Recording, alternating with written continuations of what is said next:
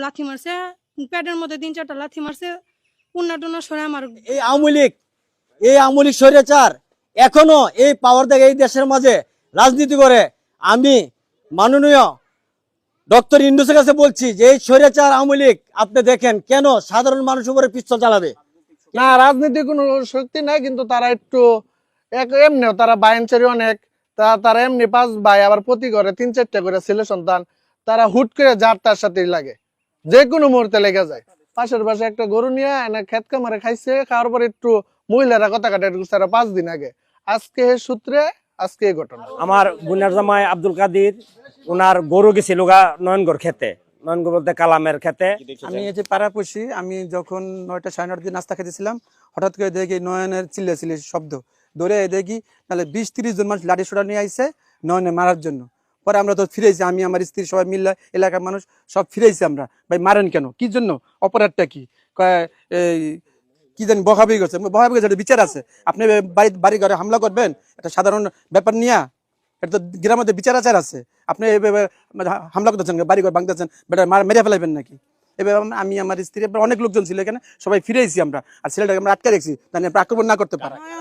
আমগো বাসা গেছে, বাঁচাও কইয়া আমার ছেলে ডাকতেছে পিন্টু ভাই, আমরা দৌড়াদৌড়ি করে বাড়িছি, বাড়ি নয়ন দেখালি আমি টানদানে আমার ঘরের রুমের ভিতরে ঢুকাইয়া সিটকারি মারছি বাইরে দা।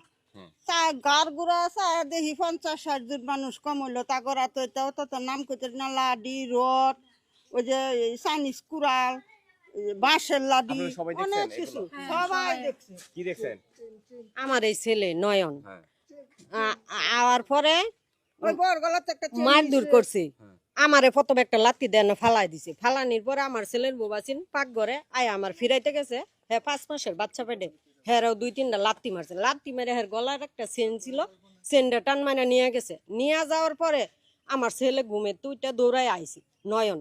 চেইন নেওয়ার ঘটনা তো অনেক সময় মিথ্যা হয়, মানে এর চেইন কি নিছে আসলেই? হ্যাঁ নিচে আমার জন হালাই দিছে, পরে বউ আর লগে লগে আশা বলে থাপাদা চেনটা নিছি। ভিডিও আছে চেইন নিতেছে এরকম? না, এই সময় ভিডিও করবো, এই সময় কেউ ছিল না, তারা মানুষ ছিল অনেকজন।